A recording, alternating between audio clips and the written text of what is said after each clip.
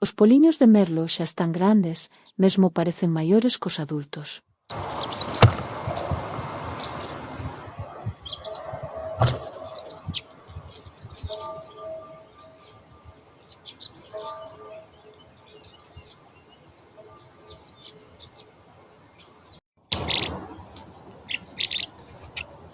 Pero seguen pedindo comida aos seus proxenitores, neste caso ao seu pai.